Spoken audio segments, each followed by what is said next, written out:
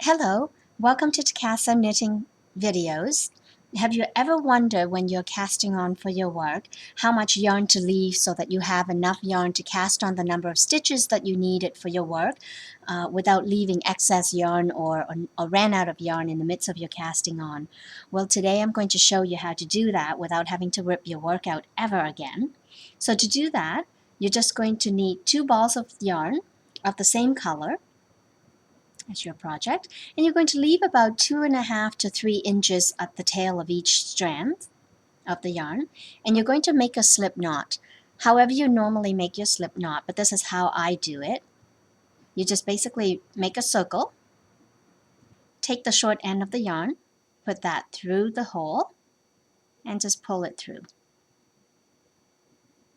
Okay, and you pull the long strand just to tighten that up. You put that slip knot onto your needle and pull the short strand to tighten your slip knot. So there's your slip knot. Now this slip knot will not count as one stitch as you're casting on. So that will be taken off at the end. So now to cast on the number of stitches that you need for your project, all you're going to do is just separate the two strands from that's attached to the ball of the yarn. You're just going to separate that. And maybe while I'm at it, I'm just going to show you how to do a long tail cast on, because that's my favorite cast on, if you don't know how to do that. You're just going to use your index and your thumb, separate the 2 strands. At the bottom, your 3 fingers, you're going to grab. You're going to join the 2 strands at the bottom.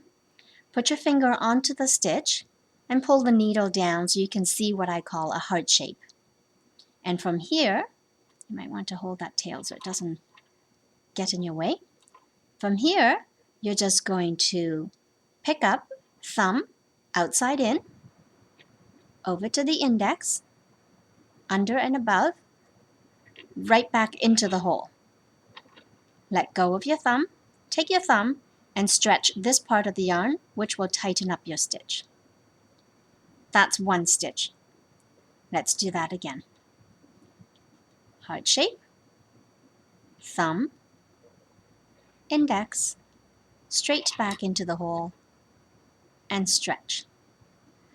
So that's my long tail cast on, and you will now just, using those 2 strands of yarn, you're just going to cast on the number of stitches that you need, however many stitches that may be, 100, 200, doesn't matter. You cast on till you have the number of stitches that you needed for your project. And basically you're just going to cut one strand off. The other strand will be your working yarn. So you're just going to leave about an inch and a half, and you'll work that end in, you'll work this end in later on.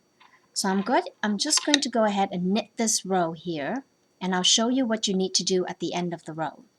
So you would now, of course, just work the stitches for your project, whatever types of stitches that may be.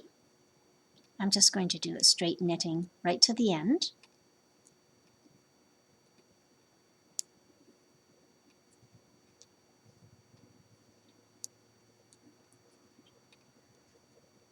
So you're going to go right to the end until you hit that slip knot.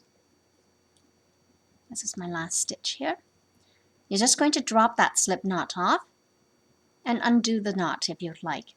Both of these strands will be worked into your work later on. So when you're done, as you're sewing your pieces together, or you can just work it into the edge here just by taking a darning needle and just work your stitches in, or using a crochet needle and just crochet these 2 strands into your work.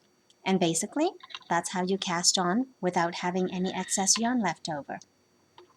I hope you've enjoyed the video.